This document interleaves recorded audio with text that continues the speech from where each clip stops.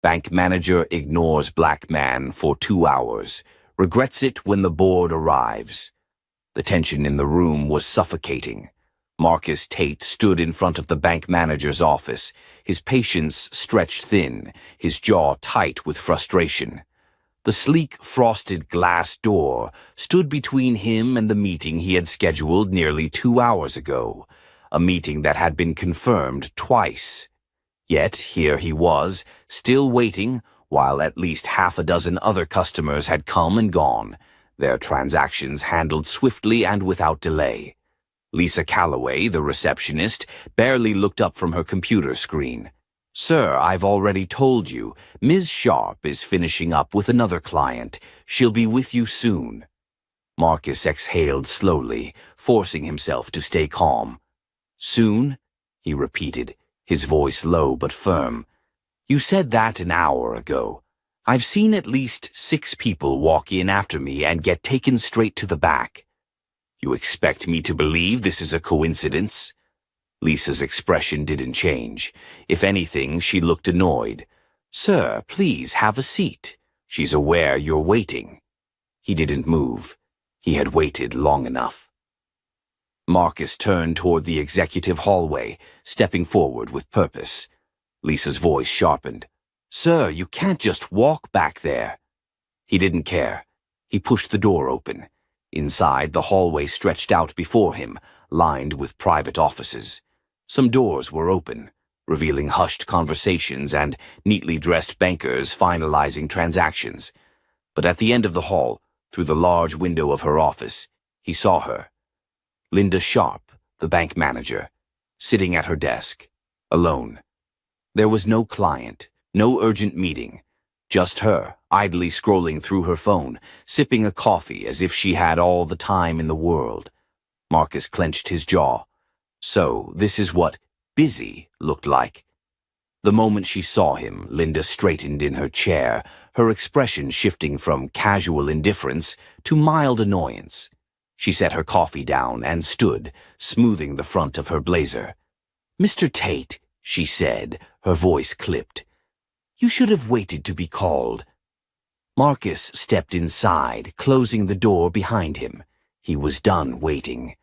"I did wait," he said. 2 hours.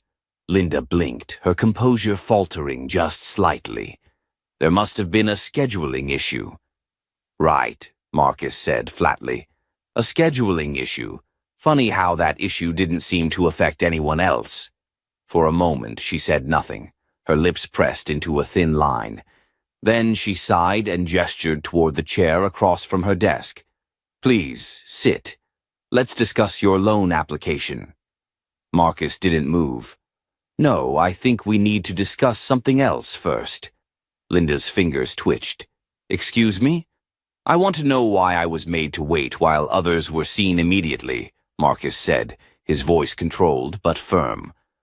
"Why people without appointments were brought back before me. Why I was lied to." He tilted his head slightly. "Was it my business proposal you had a problem with? Or just me?"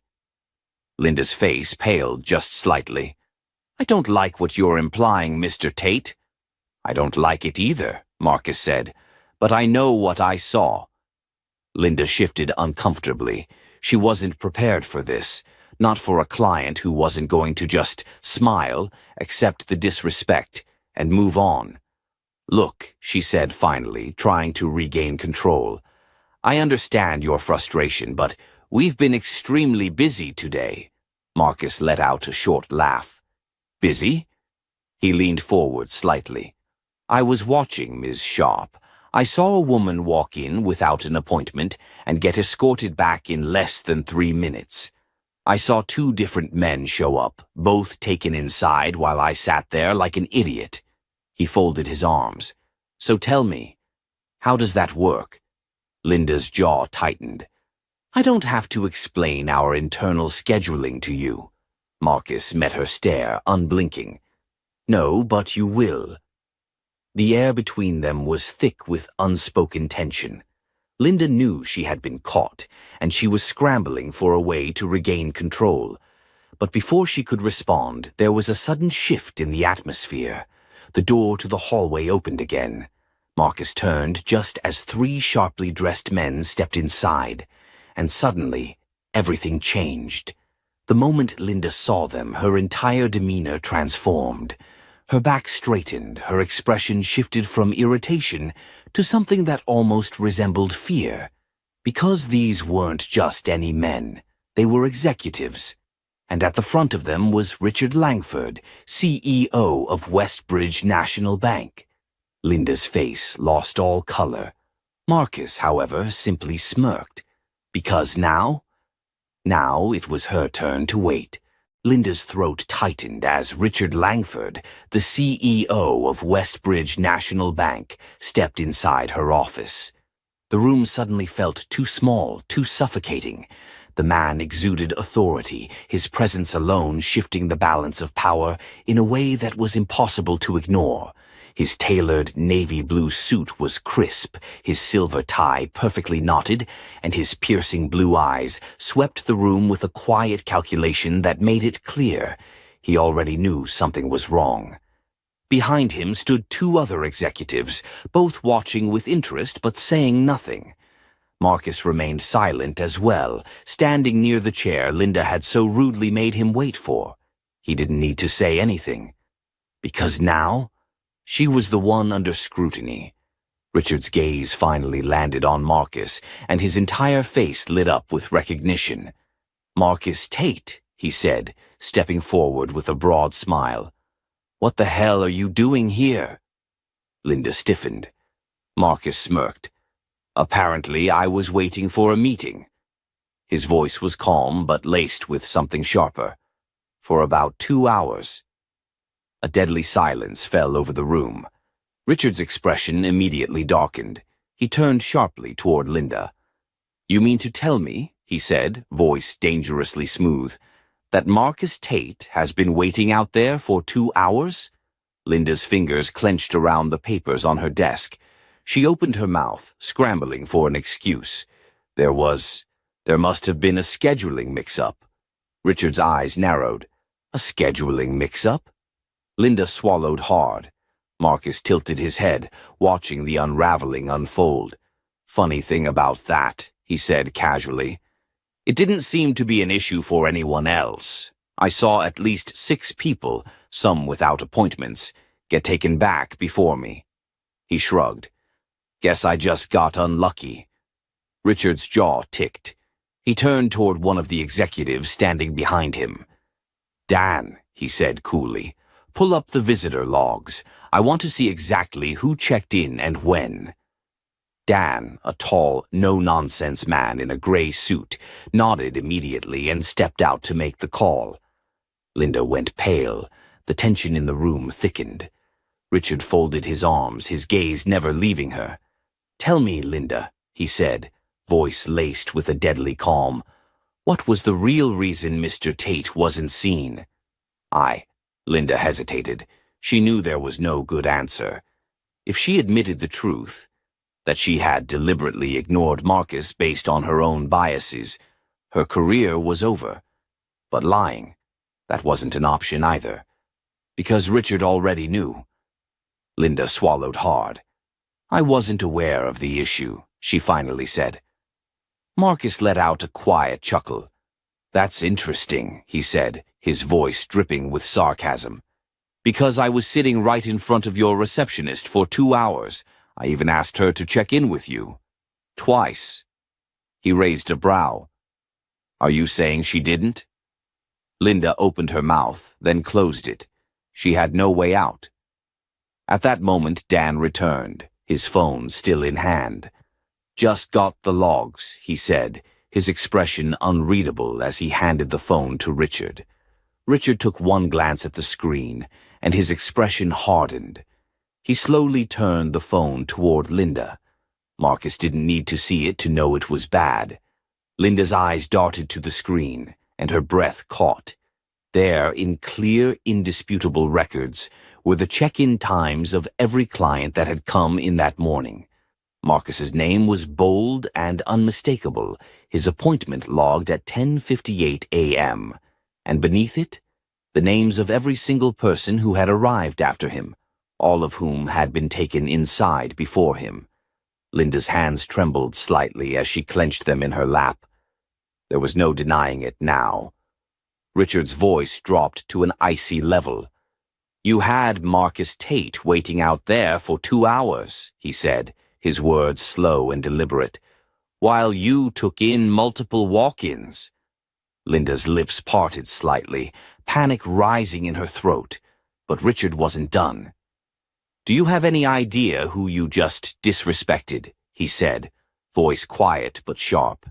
"Do you know how many businesses Marcus Tate has built? How many clients he works with?" His eyes flashed with disbelief. "Or were you too busy playing gatekeeper to do your damn job?" Linda flinched as if she had been slapped. Marcus watched calmly, allowing every second of her discomfort to sink in. He wasn't the type to enjoy humiliating someone. But this was justice, because she had sat back and let this happen. And now, she was feeling what it was like to be dismissed. Linda's voice finally cracked. I had no idea." "That's the problem," Richard cut her off. His voice was cold. "You should have." He turned toward Dan. "Effective immediately. Linda Sharp is on indefinite suspension pending further review." The room fell silent. Linda's eyes widened in shock. "Wait, please, Mr. Langford, But Richard's gaze didn't waver. "You embarrassed this bank today," he said. "You made me look incompetent. You made this institution look discriminatory." His voice turned sharp. "You let your bias dictate who was worth your time, and guess what?" He gestured toward Marcus. "You picked the wrong damn person." Linda looked like she might faint. Marcus, however, simply smiled. "Seems like Soon finally caught up with you." Richard glanced back at Marcus, his expression shifting.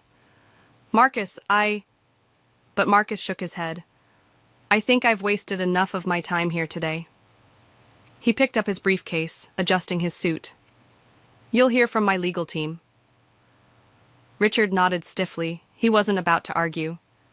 As Marcus turned toward the door, he passed Lisa Calloway, the receptionist who had brushed him off so effortlessly, her face pale, her hands gripping the desk. He paused just slightly and met her wide, panicked eyes. "You might want to update your definition of soon," he said smoothly, before walking away. The doors swung shut behind him, and in that moment, the weight of everything finally sank in, not just for Linda, not just for Lisa, but for everyone in that bank. Because Marcus Tate had walked in as just another client, and walked out as the man who changed everything. The sound of his polished shoes striking the marble floors was steady, controlled. Every step Marcus took toward the exit of Westbridge National Bank was deliberate. He wasn't in a rush, but they were. Behind him, he could already hear the frantic whispers. Employees exchanged worried glances. Someone was quietly typing away at their computer, probably emailing someone higher up, trying to get ahead of the inevitable fallout. Marcus smirked. He had seen this play out before, a company scrambling to cover its tracks, pretending to be shocked by something they had likely ignored for years. But the difference? This time, the damage was already done. As he reached the door, a voice called out, "Mr. Tate, please, just one more moment." Marcus stopped but didn't turn around immediately. He knew exactly who it was. Richard Langford, the CEO, was catching up, his polished demeanor barely hiding his urgency. Marcus slowly turned, adjusting the cuff of his expensive suit as if he had all the time in the world. Richard forced a smile, but there was something else in his expression now. Concern. "I understand if you're upset," Richard started. Marcus raised a brow. "If?" Richard exhaled sharply, adjusting his tie. "Look, I'll be the first to admit that what happened today was unacceptable," he said. "I take full responsibility." Marcus studied him. Did he mean that? Or was this just another PR move? Before Marcus could answer, one of the other board members, Daniel Porter, stepped forward. He was shorter than Richard, but his posture was tense, like a man trying to manage a crisis before it spiraled out of control. "Mr. Tate, you and I both know that this—" He gestured vaguely toward the bank, toward the mess they had created for themselves. "Doesn't reflect what Westbridge stands for." Marcus tilted his head slightly. I don't? Daniel hesitated. I mean, it shouldn't. Marcus let out a low chuckle. This was textbook corporate damage control. First, they try to downplay the issue. Then, they try to distance themselves from it. And finally, they offer a deal. I have a proposal, Richard cut in. One that I think will benefit us both. Marcus crossed his arms, feigning curiosity. Go on. Richard's shoulders relaxed slightly, like a man who thought he had regained control. Westbridge National is always looking for ways to improve, Richard said smoothly, and I can't think of a better way than having someone with your expertise work with us directly. Marcus stayed silent, because there it was, the deal. We want to bring you on, Richard continued, as a senior advisor, someone who can help us address issues like today, prevent them from happening in the future. Full autonomy. You'd answer directly to me. Marcus laughed softly, shaking his head. You really think hiring me is going to fix this? He asked. Richard blinked. Well, Marcus took a step forward, lowering his voice. Richard, he said smoothly, you don't need a diversity consultant to tell you not to ignore high-profile black clients for 2 hours. Richard stiffened. Marcus smirked.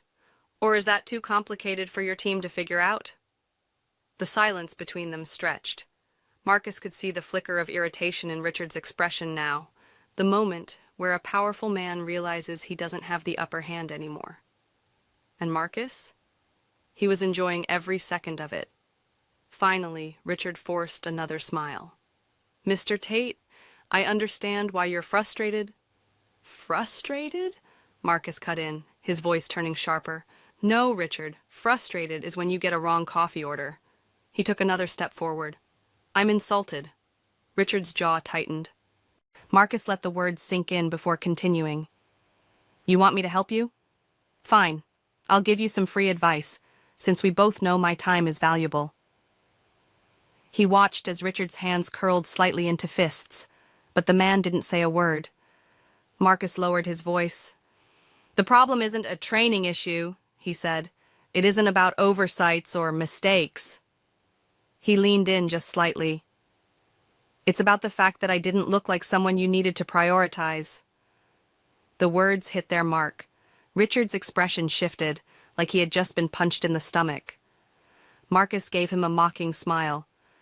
But you figured it out real quick when you saw my name, huh? Richard's face hardened, but he still said nothing. Daniel cleared his throat, stepping in. Mr. Tate, surely there's a way to move forward that benefits us both. Marcus cut him off with a smirk. Oh, I already moved forward. The real question is, how do you plan to clean up your mess? Richard exhaled slowly. I assume you'll be talking to the press? Marcus chuckled. You assume correctly. Richard's lips thinned into a hard line. What would it take, he said finally, for you to reconsider? Marcus took out his phone and scrolled casually. Then, he turned the screen toward Richard. It was a drafted email, addressed to every major news outlet. Subject line, a lesson in banking, when soon means never. Richard's expression darkened. Marcus smirked. You still think this is about a paycheck, Richard? Richard exhaled slowly, rubbing his temple. Marcus, let's talk. Marcus smiled and slipped his phone back into his pocket. Oh, we will, he said lightly. But next time? His voice dropped just slightly. It'll be on my terms. And with that, he turned and walked out. The moment Marcus stepped out of Westbridge National Bank, he knew they would panic. He could already see it. The frantic emails, the hushed phone calls, the urgent damage control meetings happening behind closed doors. They had underestimated him. And now? It was time to show them why that was their biggest mistake. He strolled toward his car, feeling the weight of his phone in his pocket. He had everything he needed to turn this into a PR disaster for Westbridge. The treatment he endured, the blatant favoritism, the arrogance of power. It was all there. All it needed was a platform. As he unlocked his car, his phone buzzed. Richard Langford. Marcus let it ring. Twice. Then he answered. You really thought I'd just walk away, didn't you? A pause. Marcus, Let's be reasonable. Richard's voice was strained, trying to sound calm but failing. We both know that this kind of thing, misunderstandings happen. Marcus laughed softly. You think this was a misunderstanding? He said. Let me spell it out for you, Richard. I was the only black man in that lobby, and I was the only one waiting. Another pause. Marcus could hear the tension in Richard's breathing. I want to fix this, Richard said finally. Marcus smirked. There it was. Now, they weren't just acknowledging the problem, they were begging him to help them fix it. Too bad. I'm sure you do, Marcus said, but I don't think that's my problem anymore. Marcus, listen. Marcus ended the call. Then he opened his email. The press release was already drafted. Headline, A CEO's Worst Nightmare, When Banks Decide Who Deserves Service. He stared at it for a second. Then he smirked and hit send. Westbridge's PR team was about to have a very bad day. Within an hour, the article was everywhere. Business Insider, Forbes, local news stations. The headline caught fire. Bank CEO scrambles after business leader reveals racism in his own institution. Social media exploded. People started sharing their own experiences of being ignored, dismissed, and treated like second-class citizens in banks. Westbridge National wasn't just facing Marcus Tate anymore. They were facing the entire internet. And the timing couldn't have been worse. Because at that very moment, Richard Langford was scheduled to speak at a major banking conference. A conference about diversity and inclusion. Marcus almost felt bad for him. Almost.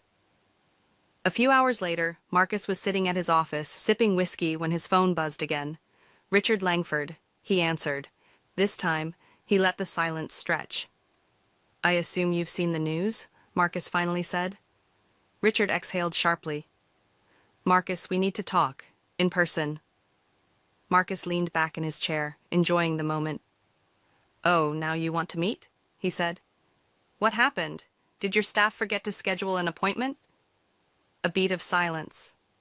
Then Richard's voice dropped. Come in, tomorrow, no waiting, just you and me. Marcus smirked. See, Richard? You're learning already. He ended the call. Tomorrow was going to be fun. The moment Marcus Tate walked through the glass doors of Westbridge National Bank, the atmosphere shifted. The last time he was here, they had made him wait, ignored him, treated him like he wasn't worth their time. Now, eyes followed him. Tension hung in the air. Employees whispered behind the counter, their nervous glances darting in his direction. Because today they knew exactly who he was, and they knew why he was here. Marcus adjusted his watch and walked up to the front desk. Melissa, the same receptionist who had barely looked at him before, stiffened when she saw him. This time she didn't make him wait. Good morning, Mr. Tate, she said quickly, her voice almost too polite. Mr. Langford is expecting you. I'll take you to his office right away. Marcus didn't say a word. He just smirked and followed her. That's what he thought. The office was large, sleek, expensive, everything you'd expect from a CEO's domain. Floor-to-ceiling windows overlooked the city skyline, and a marble conference table stretched across the center of the room. Richard Langford was already standing when Marcus walked in. He didn't smile, didn't offer a handshake. He looked exhausted. Marcus took his time, sat down, made himself comfortable. Richard, he said smoothly, I assume you've had a rough morning?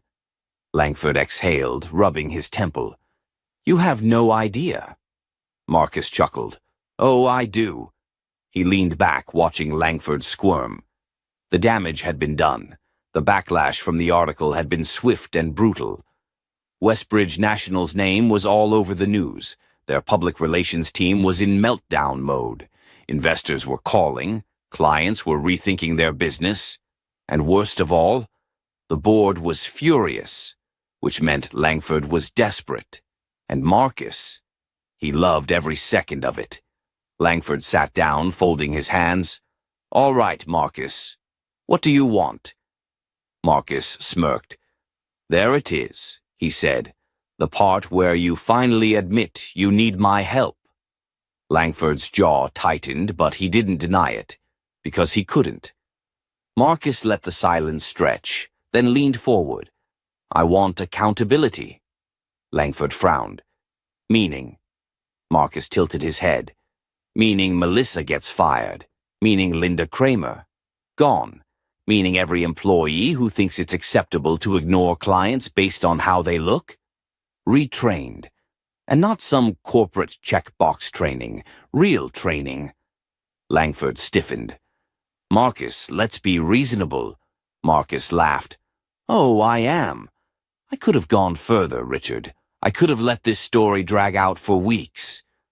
But I'm giving you a chance to fix it. Langford studied him. And if I agree to all this, what do I get? Marcus smiled.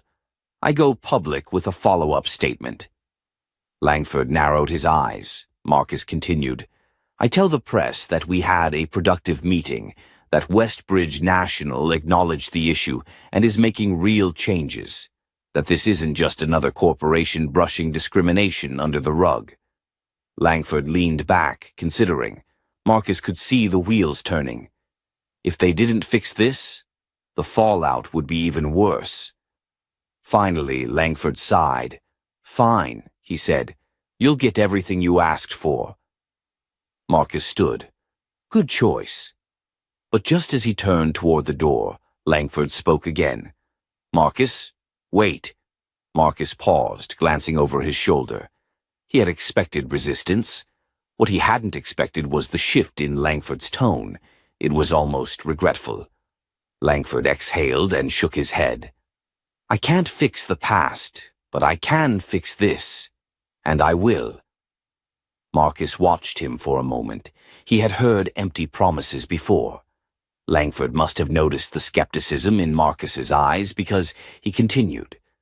I'm not just doing this because of the bad press, he admitted. I read every complaint that came in. I saw the patterns. And if I'm being honest, I should have caught this sooner. Marcus studied him. He wasn't sure if Langford was saying this just to pacify him or if he really meant it. But in the end, it didn't matter. What mattered was the outcome. Marcus reached into his briefcase and pulled out a folder. This is a list of reputable diversity consultants. They specialize in corporate restructuring, training, and hiring practices. I expect you to work with at least one of them. Langford took the folder and nodded. Understood. Marcus smirked. Good, because if I come back here in 6 months and nothing has changed, he stepped closer, voice lower. We'll be having a very different conversation. Langford didn't argue, because he knew Marcus wasn't bluffing. Marcus turned to leave, but paused at the door. Oh, and Richard, he said without looking back. Langford sighed. What now? Marcus smirked. Next time, don't make me wait. And then he walked out. Back in the lobby, everything felt different. Melissa, the receptionist who had ignored him before, wasn't at her desk. Linda Kramer. Gone. Instead, the employees who remained looked nervous. The whispers had grown louder. Marcus heard his name being spoken in hushed tones, and when he walked past the tellers, one of them actually nodded. A silent acknowledgement. A quiet respect. Because Marcus Tate wasn't just another client anymore. He was the man who changed everything. Marcus Tate walked out of Richard Langford's office, his stride slow, deliberate. The battle had been fought and won. But something in his gut told him this wasn't over yet. The employees who had once ignored him now watched him carefully, some with quiet respect, others with thinly veiled unease. Marcus could feel their eyes on him as he made his way back through the sleek, high-end lobby of Westbridge National Bank. It was different now. This wasn't the same Marcus who had walked in hours ago, who had been brushed aside as if his time was worthless. Now they knew better. Melissa, the receptionist, was gone. A younger woman, someone Marcus hadn't seen before, stood at the desk, her hands folded neatly as she offered a cautious smile. "Mr. Tate," she greeted him, "can I assist you with anything else today?" Marcus paused, looking at her. She was nervous, and he didn't blame her. Her predecessor had set the standard, and it had cost her everything. Marcus gave a small nod. "No, I'm good." He turned toward the glass doors, but as he reached for the handle, a voice stopped him. "Mr. Tate, a moment, please." Marcus sighed internally before turning around. It was Linda Kramer, the same woman who had left him sitting in that lobby for 2 hours, the same woman who had dismissed his concerns with empty excuses. Only now, she wasn't the same polished, indifferent professional she had been earlier. Now she looked wrecked.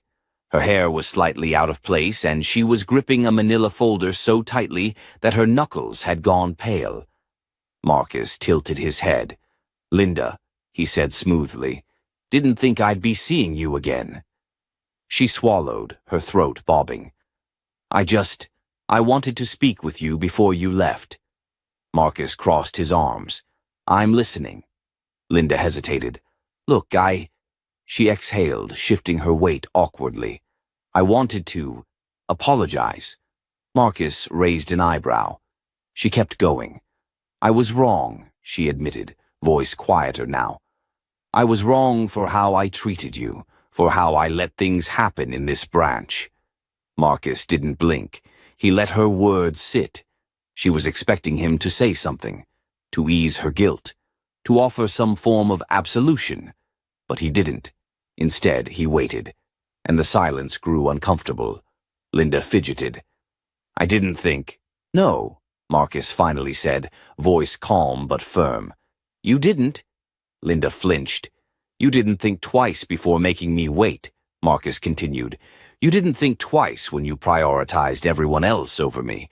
You didn't think twice when you assumed I wasn't important enough for your time." Linda opened her mouth, then closed it. Marcus took a slow step forward. "But you're thinking now, aren't you?" Her face burned. She was shaking her head, her hands gripping that folder tighter. I just... Marcus narrowed his eyes. "Are you apologizing because you mean it, or because you know your job is on the line?" Linda froze, and that's when Marcus knew. This wasn't about remorse. It was about self-preservation. Marcus exhaled. "I don't need an apology, Linda." She looked up at him, startled. Marcus straightened his jacket. "I don't need words, I need change." She swallowed. "You want to fix this?" Marcus continued. "Then don't just say you're sorry, do better. Because next time it might not be me sitting in that lobby. It might be someone else, and I won't be here to make sure they get the respect they deserve." Linda blinked rapidly, like she was trying to hold something back. But Marcus wasn't interested in whatever she had to say next. He turned to leave. And this time, no one stopped him. The heat outside was stifling, but the air felt lighter. Marcus walked across the sidewalk, checking his phone. There it was. An official email from Westbridge National. "Loan approved." Marcus smirked. But before he could slip the phone back into his pocket, another message popped up. "Unknown number." "That was quite the show you put on in there." Marcus narrowed his eyes. "Unknown number.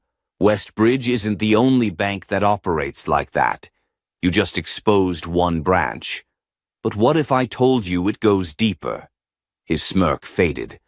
What the hell was this? Marcus stood still, reading the message again. Then another one came through. "Unknown number.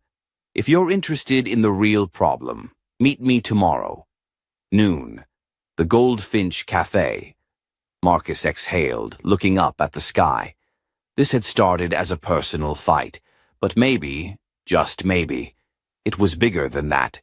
Marcus Tate sat at a corner booth in the Goldfinch Cafe, his fingers lightly tapping against the wooden table.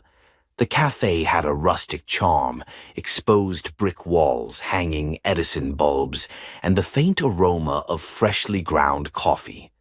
A quiet hum of conversations filled the air, but Marcus's focus was sharp.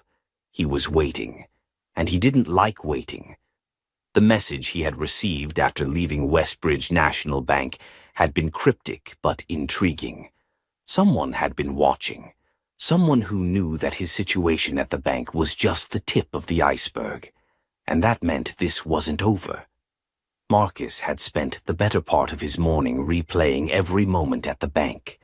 The deliberate neglect, the dismissive attitude, the way the staff had ushered in others while leaving him to sit there like he was invisible. But what disturbed him the most was what came after, the shift in demeanor when Richard Langford, the CEO of the bank, walked in. Suddenly, everyone had time for him. That meant they had always been capable of treating him with respect. They just chose not to. The thought made his blood simmer. And now he was sitting in a cafe waiting for someone who had reached out under the radar. No names, no explanations, just a location and a time. The door swung open. Marcus's eyes flickered up as a woman in a navy blue pantsuit walked in. She was in her late 30s, African-American, with her hair pulled back into a sleek bun. She moved with confidence, her eyes scanning the room before landing on Marcus. She walked over, her posture straight, her expression unreadable. "Marcus Tate?" He nodded. "And you are?" She slid into the seat across from him, placing a sleek black folder on the table. "Janelle Parker." Investigative journalist Marcus raised an eyebrow. "Journalist?" She smirked. "You thought I was FBI."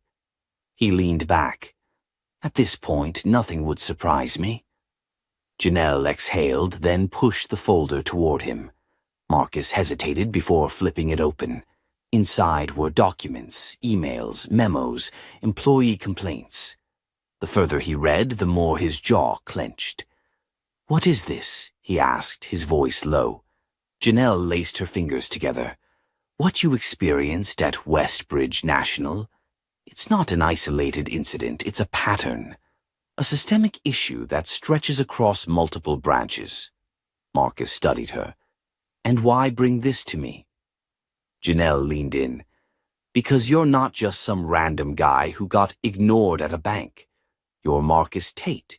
You built your company from the ground up. You have influence. And you have something most people don't. What's that? A reason to fight back." Marcus stared at her, the weight of her words settling over him. She wasn't wrong. If what she was showing him was true, then this was bigger than him. Bigger than one bad branch manager. Bigger than one bad experience. This was systemic. Marcus flipped through the documents again, his pulse steady but his mind racing. There were internal reports from employees who had tried to flag issues with racial discrimination in customer service, but had been ignored, or worse, retaliated against. One memo stood out in particular. "We cannot explicitly tell employees to prioritize high-value clients over others, but let's ensure that those who don't fit our demographic standard don't take up unnecessary time in meetings." Marcus exhaled sharply. This wasn't just negligence. This was intentional. He clenched his jaw and looked back up at Janelle. "How long have you been sitting on this?" Janelle tapped the folder. "Over a year. Every time I get close, doors start closing. People back out. But you?" She studied him. "You don't seem like someone who backs down."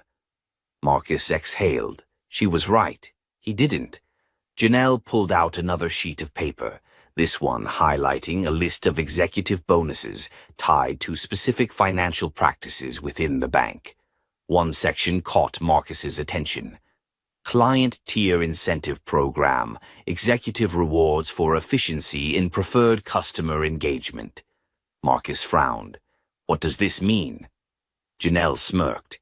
"It means the bank literally pays its top managers to prioritize certain clients over others." Marcus let out a slow breath. He thought back to Linda Kramer, the manager who had ignored him for nearly 2 hours. The way she had smiled at other clients, the effortless way she had made sure they didn't wait, while he had been told to sit and wait indefinitely. She wasn't just ignoring him. She was following a playbook that rewarded her for pushing aside people like him. Marcus's fist clenched. He had spent years breaking barriers in the business world, years proving that he was just as capable, if not more, than the men in expensive suits who had been born into wealth and privilege. And now he was staring at proof that this system wasn't broken by accident. It was built this way. Janelle was watching him carefully. "So," she said, tilting her head, "the question is, what are you going to do about it?" Marcus tapped his fingers against the folder, his mind working fast. There was a press conference scheduled for the following week, one of the biggest financial industry gatherings of the year, and Richard Langford, the CEO of Westbridge National, was going to be a keynote speaker.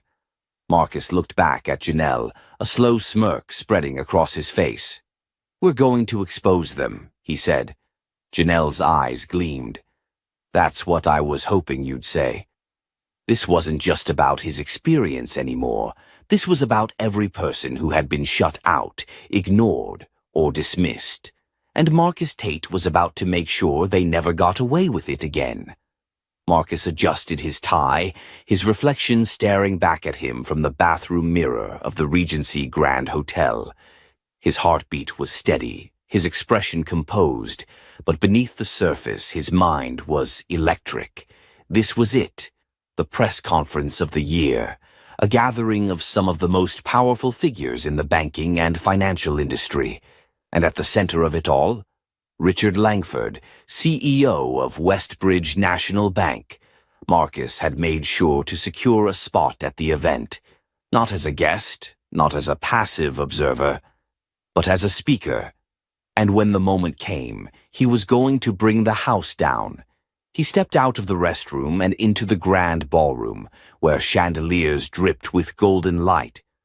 Rows of seats were filled with journalists, investors, financial analysts, and executives in tailored suits. This was their world, a world that Marcus had fought tooth and nail to earn his place in. As he moved through the crowd, he spotted Janelle Parker sitting in the press section. She gave him a nod, her phone in hand, ready to capture everything. At the front of the stage, Richard Langford took his place behind the podium, his polished voice filling the room. Westbridge National Bank has always been committed to excellence, diversity, and putting our clients first. We believe in fairness, integrity, and above all, trust. Marcus smirked. That's a bold statement for a man whose company literally pays executives to prioritize white clients over black ones. Langford continued, boasting about growth, success, and corporate responsibility, all while Marcus held onto the folder in his hands. The truth. And when the floor opened for questions, Marcus made his move. He rose from his seat, his voice clear. "Marcus Tate, Tate Strategies." Langford's expression barely flickered, but Marcus saw the brief moment of recognition in his eyes. "My question," Marcus continued, stepping forward, "is about Westbridge National's internal incentive programs, specifically the Client Tier Incentive Program." The room shifted. Some executives stiffened, others exchanged glances. Langford forced a polite smile. "That's an internal matter, Mr. Tate. I'm not sure what you're getting at." Marcus tilted his head. "Oh, I think you do." He raised the black folder, flipping it open. "For the past year, your bank has been offering monetary bonuses to executives who maintain what's referred to in your policy as preferred client engagement." Marcus glanced up. "That's corporate jargon for prioritizing white clients over others." A low murmur spread across the crowd. Langford straightened. "That's a serious accusation." "It's not an accusation," Marcus said smoothly. "It's evidence, and I'd like to go over it." Before Langford could respond, Janelle stood up from the press section. "Janelle Parker, the National Post. Mr. Tate, are you saying you have proof of racial bias at Westbridge National?" Marcus flipped to another document. I have a memo sent to branch managers. It states, and I quote, "We cannot explicitly tell employees to prioritize high-value clients over others, but let's ensure that those who don't fit our demographic standard don't take up unnecessary time in meetings." A gasp rippled through the crowd. Langford's smile tightened. Another journalist stood up. "Mr. Langford, do you deny this document exists?" Langford shifted. "We have strict policies against discrimination." Marcus took a step forward. "That's funny because your employees are trained to ignore people like me. I sat in one of your branches for over 2 hours, while others, many without appointments, were helped immediately. It wasn't a mistake. It was policy." Langford's composure cracked. "That's an unfair generalization." "Is it?" Marcus cut him off. "Because when you walked in, suddenly I became a priority. Suddenly the staff who had ignored me all morning couldn't move fast enough to help me. So I ask you, Mr. Langford, was that because I suddenly became important, or because you realized I wasn't just another black man waiting in your lobby?" Silence. A cold, thick silence. Langford opened his mouth, but no words came. And that's when the first camera flash went off. Then another, and another. Reporters were scribbling notes, taking photos, whispering to each other. The story was out. Janelle smirked as she spoke into her recorder. "You were right, Marcus," she murmured. "They were never ready for this conversation." Langford knew it was over. His hands gripped the sides of the podium as questions bombarded him. Will Westbridge National address these policies? Are board members aware of these incentives? How do you respond to claims of systemic bias? And then, the moment that sealed it, a deep voice cut through the chaos. "I think we'll take it from here."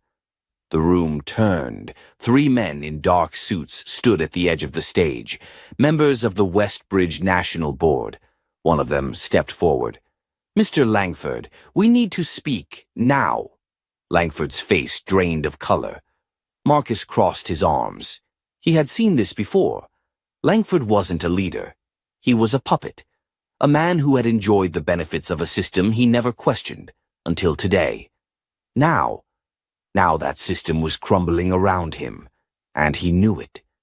Marcus watched as Langford was pulled aside by the board members, his voice lowered, frantic, desperate. He saw the exact moment when Langford realized this wasn't going to end well for him. And Marcus, he smiled, because this wasn't just about a loan, or one bad experience at a bank. This was about every black business owner, entrepreneur, and professional who had been ignored, dismissed, and disrespected. This was about systemic change.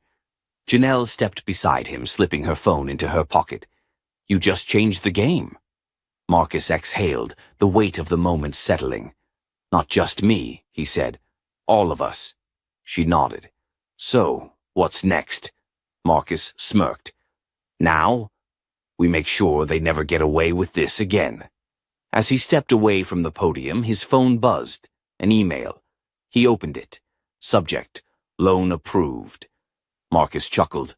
Of course it was. He slipped the phone into his pocket and walked toward the exit, past a group of stunned executives, past a disgraced CEO, past the ruins of a system that thought it could keep men like him waiting forever. Not anymore. Not today.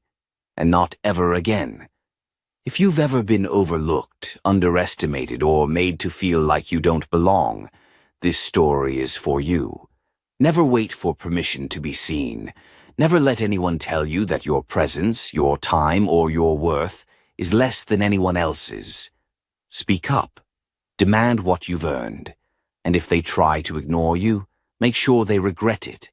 If this story moved you, hit that like button, subscribe, and share it with someone who needs to hear it.